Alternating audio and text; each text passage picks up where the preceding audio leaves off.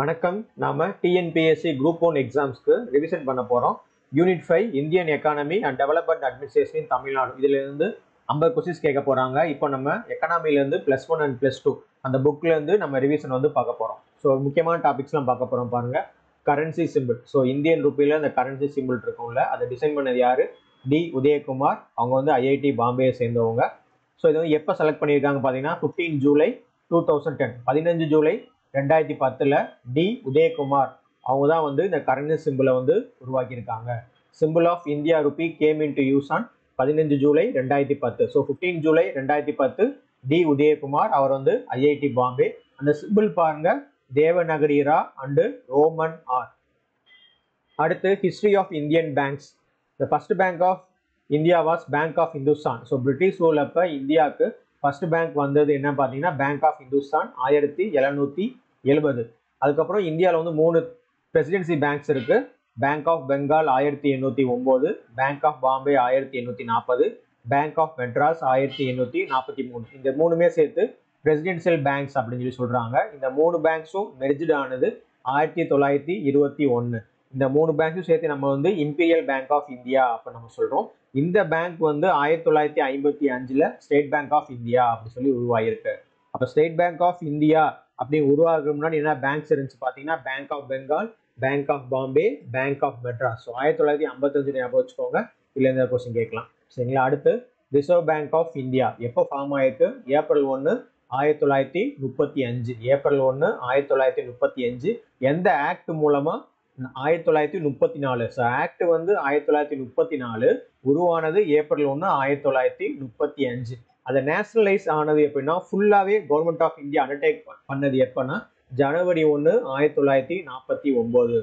உருவானது April 1, 1935. Act 1934 act. So ஃபுல்லாவே government of India control எடுத்துக்கிட்டது எப்பன்னா ஜனவரி 1, 1949. அடுத்து ஹெட் குவார்டர்ஸ் பாருங்கள். கல்கட்டால இருந்து மும்பைக்கு ஹெட் குவார்டர்ஸ் எப்போ மாத்தினாங்க பார்த்தீங்கன்னா 1937. கல்கட்டால இருந்து மும்பைக்கு ஹெட் குவார்டர்ஸ் மாத்தினது 1937. ஃபர்ஸ்ட் கவர்னர் ஆஃப் ஆர்பிஐ யார் பார்த்தீங்கன்னா ஆஸ்பான் ஸ்மித். ஸோ ஆர்பிஐயோட ஃபர்ஸ்ட் கவர்னர் யாரு? Osborne Smith. ஓகேவா? அப்புறம் இதோட அட்மினிஸ்ட்ரேஷன் என்ன பார்த்தீங்கன்னா இது ஒரு central bank, regulator for all bank in India. இதை லெண்டர் ஆஃப் லாஸ்ட் ரிசார்ட் அப்படி சொல்லிட்டு ரிசர்வ் பேங்க் ஆஃப் இந்தியா சொல்றாங்க. இதுல கவர்னர்ஸ் இருப்பாங்க, 4 டெபுட்டி கவர்னர்ஸ் இருப்பாங்க. சரிங்களா? அடுத்து ஒரு ஃபுல் ஃபார்ம் இருக்கு, ஏஆர்டிசி. ஏஆர்டிசினா என்ன அப்படி சொல்லி கொஸ்டின் கேட்பாங்க. Agricultural refinance development corporation. Agricultural refinance development corporation. The Agricultural Refinance Development Corporation was established by an act of parliament and it started functioning from July 1, 1963. இந்த ஏஆர்டிசி எப்போ ஸ்டார்ட் ஃபங்க்ஷன் ஆச்சு பார்த்தீங்கன்னா ஜூலை 1, 1963. இந்த பேஜில் நிறைய முக்கியமான டாபிக்ஸ் ஒரு கொஸ்டின்ஸ் இருக்கு. ஸோ இதெல்லாம் பார்த்து வச்சுக்கோங்க. ஏஆர்டிசி ஃபுல் ஃபார்ம் பார்த்து வச்சுக்கோங்க. எப்போ அது நடைமுறைக்கு வந்திருக்கு பார்த்தீங்கன்னா ஜூலை 1, 1963. அடுத்து இது யூபிஎஸ்சி நடந்த எக்ஸாம்ல கேட்ட கொஸ்டின் இது. ஸோ இதையும் நம்ம பார்ப்போம். அதுக்கு முன்னாடி ஃபுல் ஃபார்ம்ஸ் இருக்கு. அந்த ஃபுல் ஃபார்ம் பார்த்து வச்சுக்கோங்க. IFCI, industrial finance corporation of India. Industrial finance corporation of India. அடுத்து ICICI, industrial credit and investment corporation of India. அடுத்து IDBI, industrial development bank of India. அடுத்து இது இந்தியா லெவலில் உள்ள இன்ஸ்டிடியூஷன். அடுத்து ஸ்டேட் லெவலில் institution SFC, state financial corporations, state industrial development corporation. Full form பார்த்து வச்சுக்கோங்க. ஃபுல் ஃபார்ம் கண்டிப்பாக கொஸ்டின் எதிர்பார்க்கலாம். அடுத்து நெஃப்ட், ஆர்டிஜிஎஸ். இது யூபிஎஸ்சியில் கேட்ட கொஸ்டின். நெஃப்ட் பாருங்க, national electronic fund transfer real time gross settlement. அது RTGS. So transactions happens in batches. அதனால இது நெஃப்ட் ஸ்லோவாக இருக்கும். RTGS transaction happens in real time. அதனால இது ஃபாஸ்ட்டாக இருக்கும். அப்போ நெஃப்ட் ஸ்லோவாக இருக்கும், ஆர்டிஜிஎஸ் ஃபாஸ்ட்டாக இருக்கும். டைமிங் கொடுத்துருக்காங்க, காலையில் 8 மணிலேருந்து சாயந்தரம் 6:30 மணி வரைக்கும் நம்ம நெஃப்ட் பண்ணலாம். ஆர்டிஜிஎஸ் காலையில் 9 மணிலேருந்து 4:30 PM வரைக்கும் நம்ம பண்ணிக்கலாம். ஸோ சனிக்கிழமை பார்த்தீங்கன்னா 12:30 மணி வரைக்கும் நெஃப்ட் ஒர்க் ஆகும், 1:30 வரைக்கும் ஆர்டிஜிஎஸ் ஒர்க் ஆகும். ஸோ அமௌண்ட் பாருங்க, மினிமம் அமௌண்ட். ஸோ மினிமம் எவ்வளோ அமௌண்ட் வேணும் நினச்சிக்கலாம். இதில் minimum amount for RTGS 2 lakhs அப்படின்னு சொல்லி கொடுத்துருக்காங்க. இது ஒரு முக்கியமான டாபிக். இதுல கண்டிப்பாக நம்ம இந்த வருஷம் கொஸ்டின் எக்ஸ்பெக்ட் பண்ணலாம். சரிங்களா? அடுத்து பாருங்க, devaluation of Indian currency. Indian rupee was devalued 3 times. So devaluation வந்து இந்தியன் ருபீஸ் வந்து 3 டைம்ஸ் வந்து பண்ணியிருக்காங்க 1947 இருந்து. எப்போ பார்த்தீங்கன்னா செப்டம்பர் 29 1949, அதுக்கப்புறம் 6 ஜூன் 1966, 1 ஜூலை 1991. அடுத்து special drawing rights. Special drawing rights பார்த்து வச்சுக்கோங்க, SDR அப்படின்னு சொல்லி சொல்லுவோம். இது வந்து பேப்பர் கோல்டு அப்படின்னு சொல்லி சொல்லுவாங்க. ஸோ ஸ்பெஷல் டிராயிங் ரைட்ஸ்னா என்ன டேட்டாவே கொஸ்டின் கேட்டுருவாங்க. It is known as paper gold. அடுத்து இன்ஸ்டிடியூஷன் இருக்கு, ஹெட் குவார்ட்டர்ஸுக்கு எப்போ உருவாக்குனாங்க அந்த வருஷம் கொடுத்துருக்காங்க. IMF இன்டர்நேஷனல் மானிட்டரி ஃபண்ட், அதோட ஹெட் குவார்ட்டர்ஸ் எங்க இருக்கு, வாஷிங்டன் டிசில இருக்கு.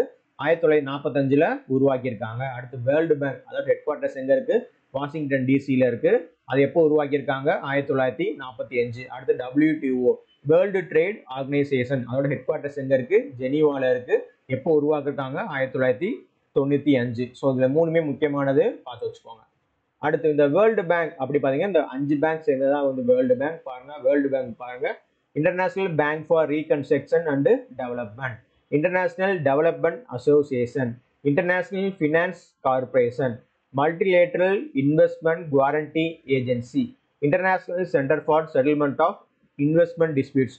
ஸோ இந்த வேர்ல்டு பேங்க் குரூப்ல எது எது இருக்கும் இல்லை இருக்காது அப்படின்னு சொல்லி கொஸ்டின் வந்து கேட்பாங்க. ஸோ நல்லா பார்த்து வச்சுக்கோங்க. World bank, IDA, IFC, MIGA, ICSID. So இதுல இருந்து ஏதாவது ஒன்று கொடுத்து கேட்பாங்க, எது இருக்குன்னு இல்லை இல்லைன்னு சொல்லி கொஸ்டின் கேட்பாங்க. ஸோ நல்லா வந்து பார்த்து வச்சுக்கோங்க. அடுத்து அதுமாதிரி இன்ஸ்டிடியூஷன் ஹெட் குவார்ட்டர்ஸ் எப்போ உருவாக்குனாங்க, SAARC, south Asian association for regional cooperation, headquarters எங்க இருக்கு, காத்மண்டுல இருக்கு. 1985 உருவாக்கியிருக்காங்க. அடுத்து ஏசியன், அதோட ஹெட் குவார்ட்டர்ஸ் எங்க இருக்கு, பேங்காக்ல இருக்கு. 1967 வந்து உருவாக்கியிருக்காங்க. அடுத்து பிரிக்ஸ், சாங்காய், ஹெட் குவார்ட்டர்ஸ் வந்து சாங்காயில இருக்கு. 2001 வந்து உருவாக்கியிருக்காங்க. அடுத்து மெம்பர்ஸ் ஆஃப் சார்க்.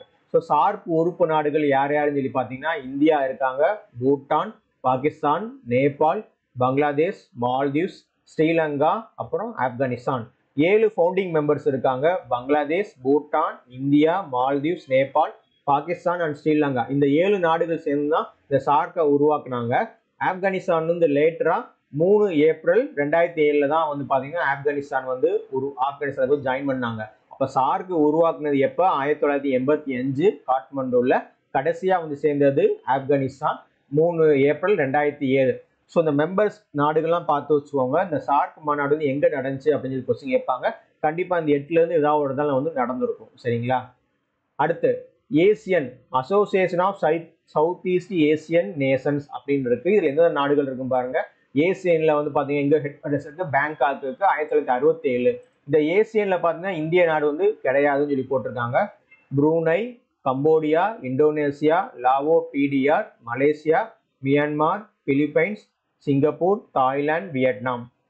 ஸோ இதுதான் வந்து association of south east Asian Nations.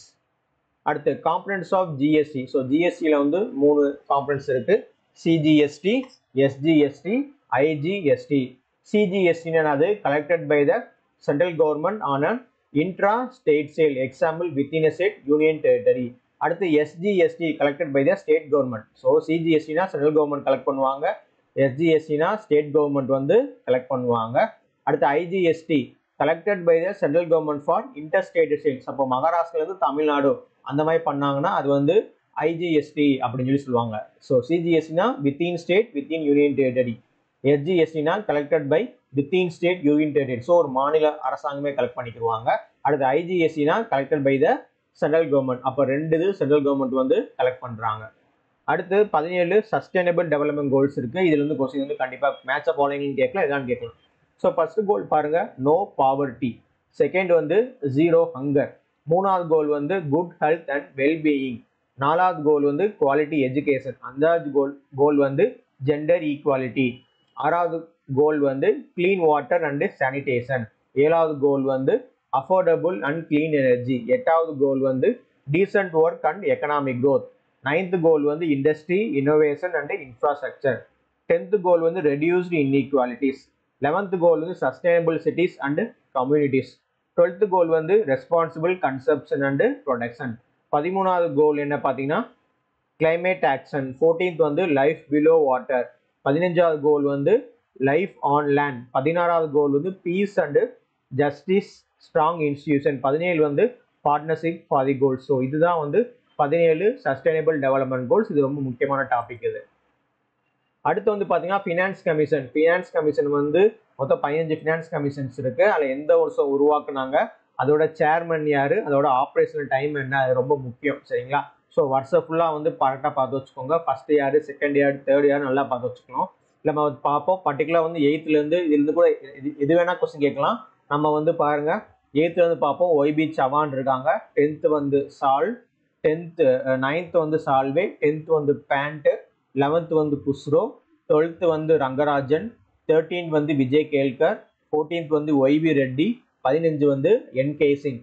So ascending order, descending ஆர்டர்னு சொல்லி கேட்பாங்க. ஏறு வரிசை, இறங்கு வரிசை அப்படின்னு சொல்லி கேட்பாங்க. இந்த ஆர்டர் வந்து கண்டிப்பாக பார்த்து வச்சுக்கோங்க. இது வந்து கண்டிப்பாக வந்து கொஸ்டின்ஸ் வந்து இருக்கும். சரிங்களா?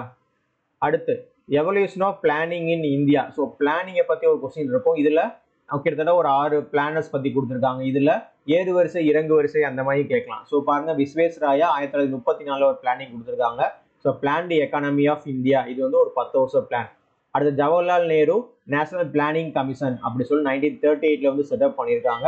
அடுத்து பாம்பே பிளான் 1940 இல்லை 8 இண்டஸ்ட்ரியல்ஸ் வந்து பிளான் பண்ணியிருக்காங்க. இது வந்து 15 வருஷம் இன்வெஸ்ட்மெண்ட் பிளான். ஸோ இது வந்து 10 வருஷம் பிளான் வந்து விஸ்வேஸ்வராயா. ஜவஹர்லால் நேரு பண்ணது நேஷனல் பிளானிங் கமிஷன் 1938. அது பாம்பே பிளான் 1940. 8 இண்டஸ்ட்ரியல்ஸ் சேர்ந்து 15 வருஷம் இன்வெஸ்ட்மெண்ட் பிளான் வந்து உருவாக்கியிருக்காங்க. அடுத்து 4th வந்து எஸ்என் அகர்வால் 1944. இது வந்து காந்தியன் பிளான். அடுத்து எம்என் ராய் பார்த்தீங்கன்னா டிராஃப்டட் பீப்புள்ஸ் பிளான் 1945. அடுத்து 6வது ஜேபி நாராயணன் 1950. இது வந்து சர்வோதயா பிளான். ஸோ இந்த பிளானுக்கு பக்கத்தில் இயர் போட்டிருக்காங்க. அதனால கண்டிப்பாக இதை வச்சு கொஸ்டின் வந்து எக்ஸ்பெக்ட் பண்ணலாம், கேட்கலாம். அடுத்து according to Adam Smith there are 4 canons or maxims of taxation. So 4 canons of taxation அப்படின்னு சொல்லிட்டு ஆடம் ஸ்மித்தோட சொல்லுவோம். canon of ability, canon of certainty, canon of convenience, canon of economy. So Adam ஸ்மித்தோட இந்த taxation வந்து மொத்தம் எத்தனை types இருக்குன்னு சொல்லி கேட்பாங்க. ஸோ 4 டைப்ஸ் இருக்கு. அடுத்து பிளானிங். பிளானிங்கில் லாங் டேர்ம் பிளான்னா என்ன, மீடியம் டேர்ம்னா என்ன, ஷார்ட் டேர்ம்னா என்ன அப்படின்னு சொல்லி கேட்பாங்க. ஸோ ஷார்ட் டேர்ம் அப்படின்னா ஒரு வருஷம், அதை வந்து நம்ம ஆப்ரேஷனல் பிளானிங் அப்படின்னு நம்ம சொல்லுவோம். மீடியம் டேர்ம் அப்படின்னு சொல்லி பார்த்தீங்கன்னா ஒரு 5 வருஷம் போகிறது வந்து மீடியம் டேர்ம் அப்படின்னு சொல்லுவோம். அதை வந்து டாக்டிக்கல் பிளானிங் அப்படின்னு சொல்லுவோம். அடுத்து ஓவர் 10 இயர்ஸ் அப்படின்னு சொல்லி போட்டோம்னா அது வந்து ஸ்ட்ராட்டஜிக் பிளானிங். ஸோ 10 வருஷம், 3 to 7 வருஷம், அது 1 வருஷம். ஸோ பிளானிங் வந்து முக்கியமானது. அடுத்து NITI Aayog is based on the 7 pillars of effective governance.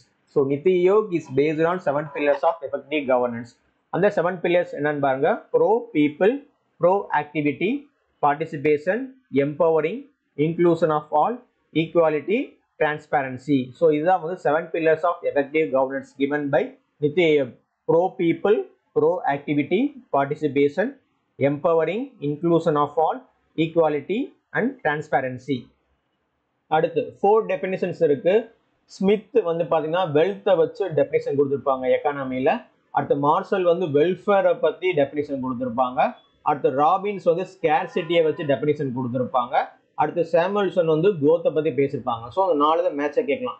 So Smith வந்து வெல்த்தை பற்றி எக்கானமியை பேசியிருப்பாரு. மார்ஷல் வந்து வெல்ஃபேரை பற்றி பேசியிருப்பாரு. ராபின்சன் வந்து ஸ்கார்சிட்டியை பற்றி பேசியிருப்பாரு. சாமுவேல்சன் வந்து குரோத்தை பற்றி பேசியிருப்பாரு.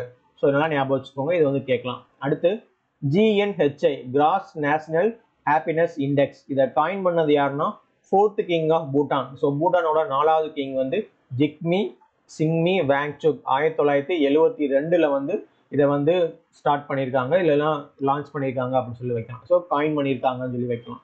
அடுத்து வேர்ல்டு நேஷனின் G20. ஸோ G20ல என்னென்ன நாடுகள் இருக்குது அப்படின்னு சொல்லி பாருங்க. Argentina, Australia, Brazil, Canada, China, European Union, France, Germany, India, Indonesia, Italy, Japan, Mexico, Russia, Saudi Arabia, South Africa, South Korea, Turkey, United Kingdom and United ஸ்டேட்ஸ்னால 20 G20 நாடுகள் இருக்கு. அடுத்து இந்தியாவோட பாப்புலேஷன் growth வந்து கொடுத்துருக்காங்க. ஸோ 1901 2011 வரைக்கும் சென்சஸ் இந்த number கொடுத்துருக்காங்க. ஸோ எத்தனை கோடிகளில் வந்து பாப்புலேஷன் இருக்குன்னு சொல்லி போட்டிருக்காங்க.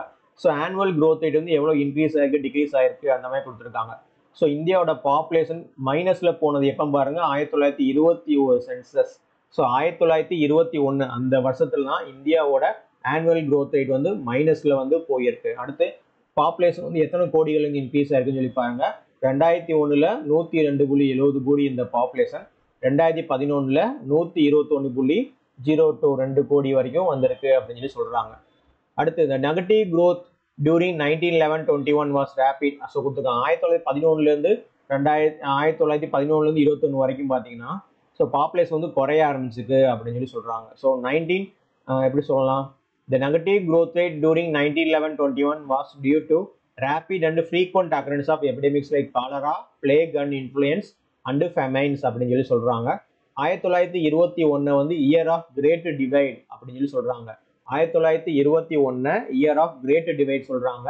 ஏன்னா இந்தியனோட பாப்புலேஷன் வந்து அப்பதான் வந்து இன்க்ரீஸ் ஆயிருக்கு அப்படின்னு சொல்லி சொல்ல ஆரம்பிச்சிருக்காங்க.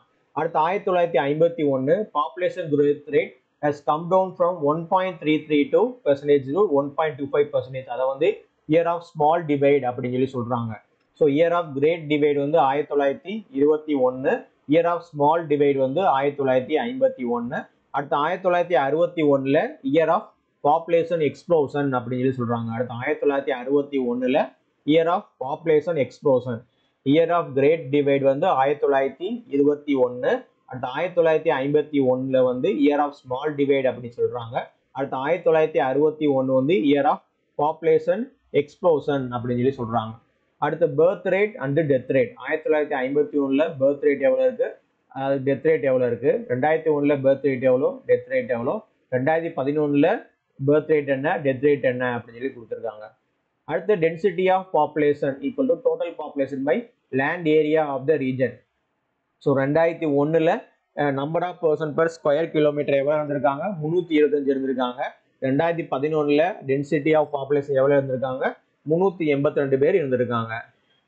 அடுத்து sex ratio, number of females per 1000 males. So 1000 ஆண்களுக்கு எவ்வளோ ஃபீமேல் வந்து இருக்காங்க அப்படின்னு சொல்லி சொல்லியிருக்காங்க. 1951 946 பேர் இருந்திருக்காங்க. 2001 933 பேர் இருந்திருக்காங்க. 2011 940 பேர் வந்து இருந்திருக்காங்க. அடுத்து லைஃப் எக்ஸ்பெக்டன்சி, ஸோ ஆயுட்காலம் வந்து எவ்வளோ இருக்குது அப்படின்னு சொல்லி போட்டிருக்காங்க. ஆண்கள், பெண்கள், அப்புறம் வந்து ஓவரால் அப்படி சொல்லியிருக்காங்க. ஸோ 2011 ஆண்களுக்கு 62.6 வயசு வரைக்கும் லைஃப் இருக்கு, பெண்களுக்கு 64.2, ஆவரேஜ் வந்து 63.5% வந்து இந்தியர்கள் வந்து 2011 சென்சஸ் வரைக்கும் உயிர் வாழ்றாங்க அப்படி எக்ஸ்பெக்ட் பண்ணலாம். சரிங்களா. அடுத்து லிட்ரஸி ரேஷியோ, ஸோ படிப்பறிவு இல்லை கல்வி அறிவு விகிதம் சொல்லி போட்டிருக்காங்க. ஸோ 2011 படித்தவங்களோட எண்ணிக்கை வந்து 74.04%. இதில் ஆண்கள் வந்து 82.1%, பெண்கள் வந்து 65.5. அடுத்து Indian railways provide wifi facility first in India is Bengaluru railway station. Bengaluru railway station தான் ஃபர்ஸ்ட் வந்து வைஃபை வந்து கொடுத்துருக்காங்க. அடுத்து Air India and Indian Airlines were merged on August 27, 2007 to form national aviation company of India NACIL. அடுத்து national harbour board was set up in 1950. அடுத்து industrial policies of India 1948 policies போட்டிருக்காங்க. 1956, 1977, 1980, 1990 and 91. அடுத்து the new agricultural strategy was also called by various names. Modern agricultural technology, seed fertilizer water technology or simple green revolution.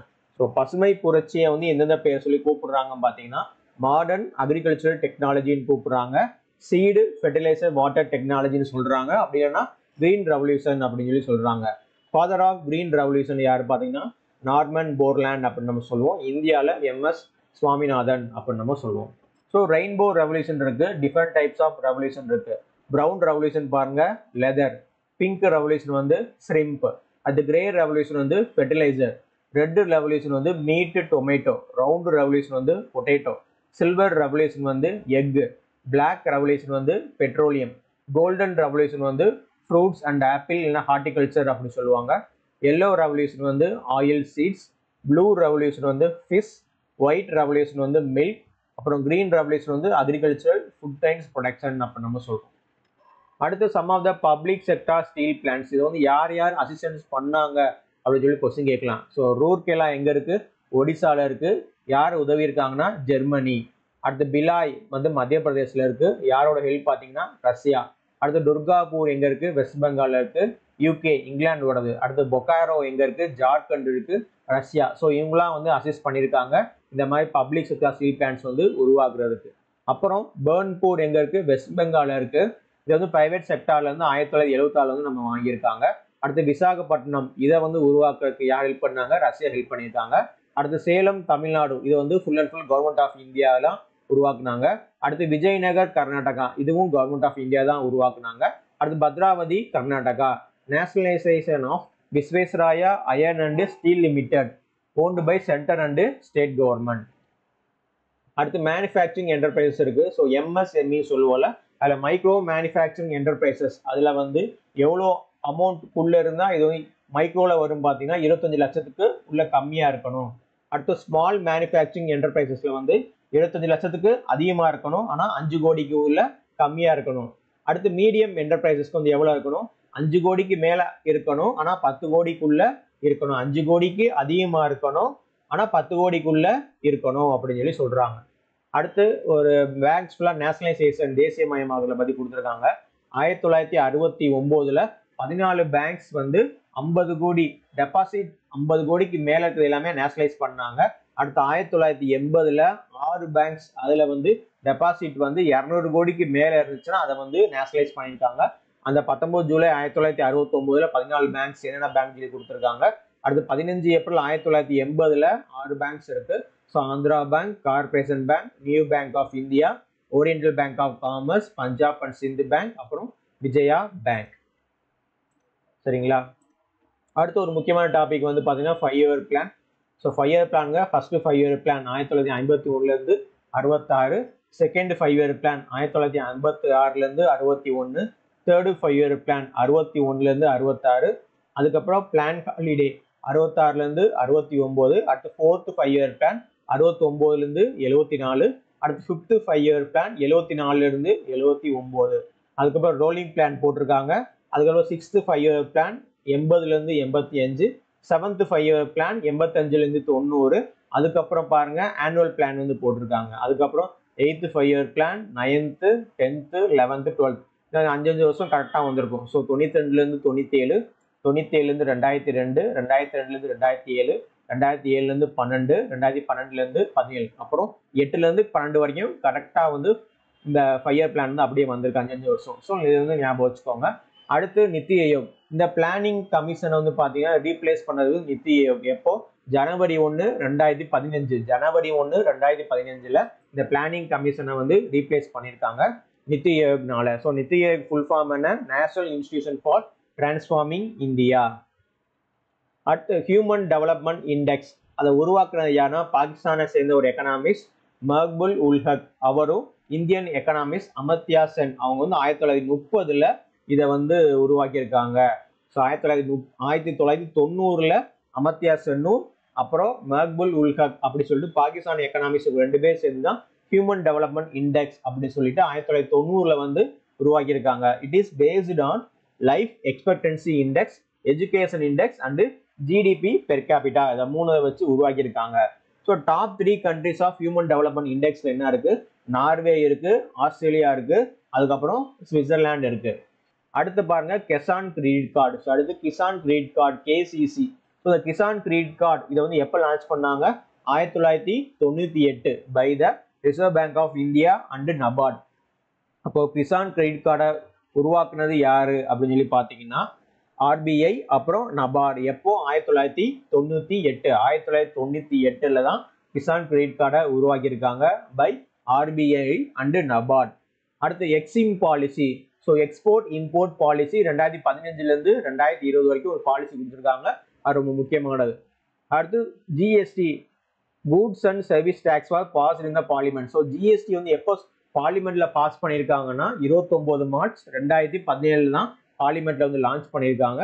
அது எப்போ நடைமுறைக்கு வந்திருக்கு பார்த்தீங்கன்னா 1 July 2017. So 1 July 2017 அப்போ தான் நடைமுறைக்கு வந்திருக்கு. அதோட மோட்டோ என்ன? One nation one market one tax. So GST rates என்னென்ன இருக்கு பார்த்தீங்கன்னா 0%, 5%, 12%, 18%, 28%.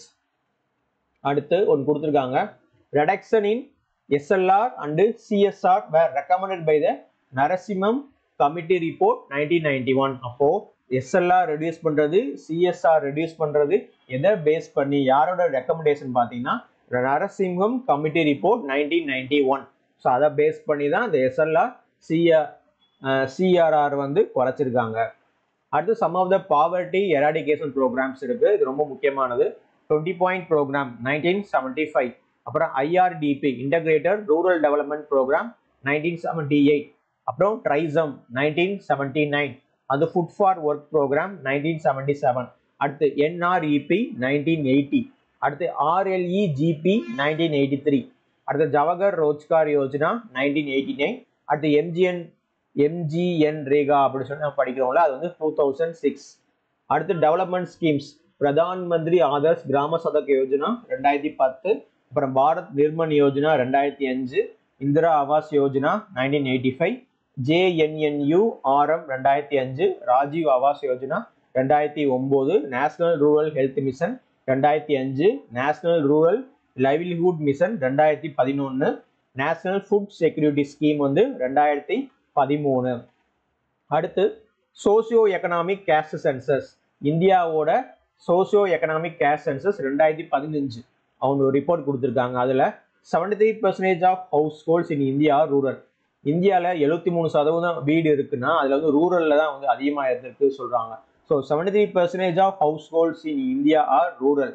Of these 18.5% of schedule caste household. ஸோ இந்த ஹவுஸ் ஹோல்டில் இந்த 73%, 18.5% பார்த்தீங்கன்னா ஷெட்யூல் கேஸ்ட் இருக்கு. அதில் 11% belong to the schedule tribe category அப்படின்னு சொல்லி சொல்றாங்க. ஸோ அதுக்கப்புறம் 18.5% ஷெட்யூல் கேஸ்ட் ஹவுஸ் ஹோல்ட், அப்புறம் 11% வந்து ஷெட்யூல் ட்ரைப் கேட்டகரி அப்படின்னு சொல்லி சொல்றாங்க. So 73% house hold in India are rural. அதில் 18.5% ஷெட்யூல் கேஸ்டோடது இருக்கு, 11% ஷெட்யூல் ட்ரைபோட கேட்டகரி இருக்கு. அடுத்து RR bank, regional rural bank, RRB. So RRB வந்து யாரோட ரெக்கமெண்டேஷன் பார்த்தீங்கன்னா working group on rural bank, அதோட ரெக்கமெண்டேஷனால தான் ஆர்ஆர்பி வந்து உருவாக்கியிருக்காங்க. எப்போ 1975. அடுத்து செல்ஃப் ஹெல்ப் குரூப். இந்த செல்ஃப் ஹெல்ப் குரூப்போட பெர்ஃபார்மன்ஸை பொறுத்து they are linked with the bank for further assistance under self help group bank linked programme, அதாவது SBLP அப்படி சொல்றாங்க. Self help group bank linked programme started in 1992. இது வந்து குரூப் 2A அந்த எக்ஸாம் வந்து கேட்ட கொஸ்டின் நினைக்கிறேன். ஸோ SHG பேங்க் SBLP 1992ல வந்து அது வந்து லிங்க் பண்ணியிருக்காங்க. ஸோ ஞாபகம் வச்சுக்கோங்க. அடுத்து Mudra bank. So Mudra bank எப்போ பண்றாங்க பார்த்தீங்கன்னா 8th April 2015. So Mudra micro small and medium enterprises இருக்காங்க. ஸோ அதுதான் வந்து bank micro units development and refinance agency bank. So அதான் வந்து முத்ரா பேங்க் சொல்றோம். MSMEக்கு ஒரு பேங்க் இருக்கு, அதான் வந்து முத்ரா பேங்க். 8th April 2015 அப்பதான் வந்து உருவாக்கியிருக்காங்க. அடுத்து national rural health mission 12 April 2005. National rural health mission 12 April 2005. அடுத்து highlights of Tamil Nadu economy. So SGDP Tamil Nadu வந்து ரொம்ப ஃபாஸ்டஸ்டாக இருக்கு இந்தியாவில் 2005. அடுத்து poverty reduction in Tamil Nadu has been faster than many other states. இப்போ தமிழ்நாடுல புவர் பாப்புலேஷன் வந்து ரொம்ப கம்மியாக இருக்கு. அதுக்கப்புறம் second largest contributor to India GDP. So இந்தியாவோட ஜிடிபியில் அதிக கான்ட்ரிபியூஷன் செகண்ட் வந்து நம்ம தான் இருக்கோம். அப்புறம் third rank in human development index இருக்கு. அப்புறம் வந்து பார்த்தீங்கன்னா invested capital total industrial output கொடுத்துருக்காங்க. அப்புறம் number of factories and industrial ஒர்க்கர்ஸ்ல வந்து நம்ம தான் ஃபர்ஸ்ட் இருக்கோம். அப்புறம் நிதி ஆயோக் படி ஹெல்த்ல வந்து தேர்ட் ரேங்க் இருக்காங்க. அப்புறம் cross enrolment ratio in higher education Tamil Nadu தான் ஃபர்ஸ்டா இருக்கு. நிறைய இன்ஜினியரிங் காலேஜஸ் வந்து தமிழ்நாடு தான் அதிகமாக இருக்கு. அப்புறம் highest credit deposit ratio in commercial and cooperative banks வந்து தமிழ்நாடு தான் அதிகமாக இருக்கு. அதே மாதிரி MSMEல அதிகமாக ஃபைல்ஸ் ப்ரொபோசல்ஸ் அதிகமாக ஃபைல் பண்ணியிருக்காங்க. ரேங்க் அதிகமாக இருக்கிறது வந்து தமிழ்நாடு தான். ஸோ இதான் வந்து history of highlights of Tamil Nadu economy. ரொம்ப முக்கியமான இது, பார்த்து வச்சுக்கோங்க. அடுத்து வந்து வாட்டர் ரிசோர்ஸ். ஸோ தமிழ்நாட்டில் வாட்டர் ரிசோர்ஸ் வந்து எவ்வளோ இருக்குன்னு சொல்லி கொடுத்துருக்காங்க. மினரல் ரிசோர்ஸஸ் வந்து எவ்வளோ இருக்கு. அடுத்து தமிழ்நாடோட பாப்புலேஷன் அதை வந்து வேர்ல்டோட கம்பேர் பண்ணியிருக்காங்க. தமிழ்நாட்டில் 7.2 கோடி பாப்புலேஷன் இருக்கு. UK இங்கிலாண்டில் பார்த்தீங்கன்னா 6.5 கோடி பாப்புலேஷன் இருக்கு. ஸோ அதை பற்றி கொடுத்துருக்காங்க. அடுத்து health and social sectors. So IMR, MMR, life expectancy, literacy rate, sex ratio. So Tamil Nadu and India இது ரெண்டையும் கம்பேர் பண்ணி கொடுத்துருக்காங்க. செக்ஸ் ரேஷியோ பாருங்க, தமிழ்நாட்டில் 995 பேர் இருக்கு. ஸோ 1000க்கு 995 இருக்கு. இந்தியாவில் 940 தான் இருக்கு. So life expectancy, so Tamil Nadu India ரெண்டையும் கம்பேர் பண்ணி வந்து பார்த்து வச்சுக்கோங்க. அது ரொம்ப முக்கியமானது. ஸோ லிட்ரஸி ரேட் 80.33% வந்து தமிழ்நாடு. ஸோ இந்தியாவில் 74.04%. அடுத்து பெர் கேபிட்டா இன்கம் பாருங்க, அமெரிக்கன் டாலர்ஸ்ல தமிழ்நாடு $2200 இருக்கு, இந்தியாவில் $1270 இருக்கு. So per capita income. அடுத்து productivity position of Tamil Nadu. So position of Tamil Nadu at national level. So உற்பத்தியில் வந்து மெய்ஸ், கம்பு, கிரவுண்ட்நட், ஆயில் சீட், காட்டன் இதெல்லாம் நம்ம ஃபர்ஸ்ட் ரேங்க் இருக்கும். அப்புறம் கோகோனட், ரைஸில் வந்து செகண்ட் ரேங்க் இருக்கும். சுகர் கேன், சன்ஃப்ளவர், ஜோவரில் வந்து தேர்ட் ரேங்க் இருக்கும். அப்புறம் கோர் சீரியல்ஸில் வந்து 4th ரேங்க் இருக்கும். டோட்டல் பல்சஸில் வந்து 8th ரேங்க் இருக்கும். ஸோ இது வந்து ஒரு முக்கியமானது. So first rank, second rank, third rank வந்து எதில் இருக்கும் நிலையாக பார்த்து வச்சுக்கோங்க. இதில் வந்து கொஸ்டின் கேட்கலாம். அடுத்து industrial clusters in Tamil Nadu. Ranipet famous for leather. Ambur, Vaniyambadi அது லெதர் இண்டஸ்ட்ரிக்கு வந்து ஃபேமஸ். சேலமில் வந்து powerlooms, home textile, steel and sago ஜவ்வரிசி சொல்லுவாங்க. அடுத்து சங்ககிரியில் பார்த்தீங்கன்னா lorry fleet operators. Tiruchengode borewell drilling services. Namakkal transportation poultry, so egg. அடுத்து Karur coach building, powerlooms. Erode powerlooms, turmeric. Coimbatore spinning mill, engineering industries. Tiruppur knitwear, readymade garments. Rajapalayam surgical cotton products. Sivakasi safety matches, fire works and printing. அடுத்து வந்து energy. So எனர்ஜியில் Tamil Nadu வந்து எவ்வளோ வச்சுருக்காங்க produce பண்ணுறோம் அப்படின்னு சொல்லி பாருங்க. 26,865 மெகாவாட் நம்ம வந்து ப்ரொடியூஸ் பண்ணுறோம் தமிழ்நாடுல. Followed by Karnataka, Andhra, Telangana and Kerala. அடுத்து நியூக்ளியர் எனர்ஜி நம்ம வந்து வச்சுருக்கோம் கூடங்குளம் அண்டு கல்பாக்கம். கூடங்குளத்தில் 2 பிளான்ட் இருக்குது. ஒரு பிளான்ட் வந்து 917 மெகாவாட் வந்து உற்பத்தி பண்ணுது. கல்பாக்கத்தில் 235 மெகாவாட் வந்து உற்பத்தி பண்ணுது. 2 பிளான்ட் வச்சுருக்கோம். ஸோ மொத்தம் நம்மகிட்ட வந்து எத்தனை பிளான்ட்ஸ் இருக்குன்னு சொல்லி போட்டிருக்காங்க. அடுத்து thermal power. So thermal, hydel, nuclear and other renewable energy. So நம்ம எவ்வளோ பெர்சன்டேஜ் நம்ம வந்து யூஸ் பண்ணிட்டு இருக்கோம் அப்படின்னு சொல்லிட்டு தமிழ்நாடு பற்றி சொல்லியிருக்காங்க. அடுத்து எவ்வளோ மெகாவாட் 2017 வந்து தமிழ்நாடு ஜென்ரேட் பண்ணுறாங்கன்னு சொல்லி கொடுத்துருக்காங்க. ஸோ தமிழ்நாடு தான் ஃபஸ்ட்டு அதிகமாக பவர் ப்ரொடக்ஷனில் வந்து பண்ணிட்டு இருக்கோம். அதை பற்றி ஃபுல்லாக சொல்லியிருக்காங்க. சரியா, அடுத்த டாபிக் என்ன பாருங்க, தமிழ்நாடோட பிரைமரி எஜுகேஷன் ஸ்டாட்டிஸ்டிக்ஸ். ஸோ பிரைமரியில் வந்து பார்த்தீங்கன்னா 35,404 ஸ்கூல்ஸ் இருக்குது. மிடில் இருக்குது. அடுத்து ஹையர் செகண்டரியில் வந்து இவ்வளோ ஸ்கூல்ஸ் இருக்குது. அடுத்து cross enrolment ratio. So 2016-17 Tamil Nadu, Maharashtra, Uttar Pradesh, Odisha, Bihar, அப்புறம் இந்தியா. ஸோ ஓவராலாக கிராஸ் என்ரோல்மெண்ட் ரேஷியோவில் தமிழ்நாடு 46.9% வந்து இருக்குது. அடுத்து tourist arrival in India and Tamil Nadu. So இந்தியாவில் வந்து மற்ற மாநிலத்திலிருந்து தமிழ்நாடுக்கு வர்றவங்க எண்ணிக்கை அதிகமாக இருக்குது. அதுமாதிரி ஃபாரினர்ஸ் வந்து இந்தியாவுக்கு வராங்க. அதில் பர்டிகுலர் தமிழ்நாட்டுக்கு வர்றவங்க எண்ணிக்கை வந்து அதிகமாக இருக்குது. மில்லியன் அப்படி சொல்லி இந்த 2 கொடுத்துருக்காங்க. அடுத்து ஓவரால் பாப்புலேஷன் growth இன் தமிழ்நாடு. ஸோ 2011 சென்சஸ் படி ஓவரால் தமிழ்நாடோட growth எப்படி இருக்குது அப்படின்னு சொல்லியிருக்காங்க. ஸோ டோட்டல் பாப்புலேஷன் பாருங்கள், 72, 13, 89, 58. இதை மனப்பாடம் பண்ணி வச்சுக்கோங்க. கண்டிப்பாக வந்து கொஸ்டின் கேட்கலாம் இல்லை. அப்புறம் ஆண்கள் எவ்வளோ, பெண்கள் எவ்வளோன்னு சொல்லி கொடுத்துருக்காங்க.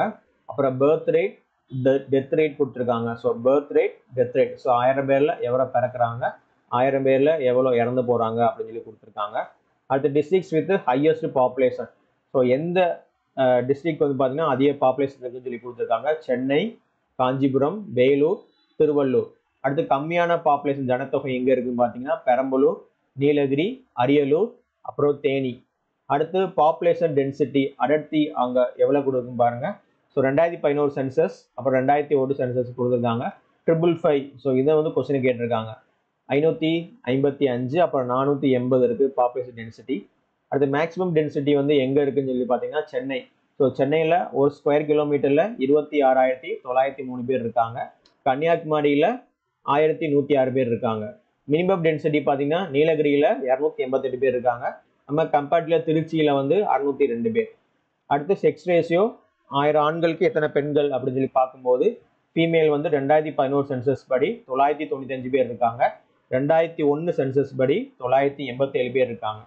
அடுத்து ஹையஸ்ட் செக்ஸ் ரேஷியோ அப்படின்னு சொல்லி பார்த்தோம்னா நீலகிரியில் 1000 ஆண்களுக்கு 1041 பெண்கள் இருக்காங்க. ஃபாலோடு பை தஞ்சாவூர் 1031 பெண்கள் இருக்காங்க. அடுத்து நாகப்பட்டினம் 1025 ஃபீமேல்ஸ் இருக்காங்க. அடுத்து district with low child sex ratio பார்த்தீங்கன்னா கடலூர் 296, அப்புறம் அரியலூர் 897. அடுத்து லிட்ரஸி ரேட் 2011 சென்சஸ் படி படிப்பு அந்த கல்வி அந்த ரேட் சொல்லுவோம்ல, அதில் வந்து 80.33% இருக்காங்க. அதே மாதிரி 2001 சென்சஸில் 73.45%. அடுத்து மேல் லிட்ரஸி ரேட் எவ்வளோ பார்த்தீங்கன்னா 2011 86.81%. 2001 சென்சஸ் படி 82.33%. அடுத்து ஃபீமேல் லிட்ரஸி 73.86%. அப்புறம் 2001 64.55%. அப்புறம் எந்த டிஸ்ட்ரிக்ட் வந்து ஹையஸ்ட் லிட்ரஸி ரேட் இருக்குன்னு சொல்லி பார்த்தீங்கன்னா கன்னியாகுமரி. அதில் 100 பேரில் 92 பேர் வந்து படித்தவங்களா இருக்காங்கன்னு சொல்லி சொல்கிறாங்க, அதாவது 92.14%. அடுத்து சென்னையில் 90.33%. அடுத்து லோயஸ்ட் லிட்ரஸி ரேட் வந்து எந்த டிஸ்ட்ரிக்ட் இருக்காங்க பார்த்தீங்கன்னா தமிழ்நாட்டில் தர்மபுரி 64.71%, ஃபாலோட் பை அரியலூர் 71.91% இருக்காங்க. ஸோ இதான் வந்து பாப்புலேஷன் growth இன் தமிழ்நாட்டில் ஒரு முக்கியமான சென்சஸ் இது. இதில் வந்து கண்டிப்பாக ஏதாவது கொஸ்டின்ஸ் வந்து டெமோகிராஃபி அந்த டாப்பிக்கில் வந்து கொஸ்டின் வந்து கேட்கலாம். ஸோ இது வரைக்கும் நம்ம +1 +2ல் ஓவரால் எக்கானமியில் நம்ம வந்து எல்லா டாபிக்ஸ் நம்ம பார்த்துட்டோம். கண்டிப்பாக இதுலேருந்து ஒரு 10 to 15 கொஸ்டின் நம்ம வந்து எக்ஸ்பெக்ட் பண்ணலாம். ஓவரால் 50 கொஸ்டின் கேட்பாங்க. இப்போ நம்ம பார்த்த டாப்பிக்லேருந்து மட்டும் கிட்டத்தட்ட ஒரு 10-20 கொஸ்டின் வந்து கேட்கலாம். ஸோ இதை வந்து நம்ம பிடிஎஃபாகவும் நம்ம போஸ்ட் பண்ணுவோம். ஸோ அதையும் பார்த்து வச்சுக்கோங்க. நல்லா ரிவிஷன் பண்ணிட்டு போங்க. கண்டிப்பாக இந்த குரூப் 1 எக்ஸாம் நம்மளால் கிளியர் பண்ண முடியும். அடுத்து நம்ம பாலிட்டிக்கும் நம்ம ஒரு வீடியோ போடுவோம், அதையும் பாருங்கள். கரண்ட் அஃபேர்ஸுக்கும் போடுவோம், அதையும் செக் பண்ணுங்கள். All the best.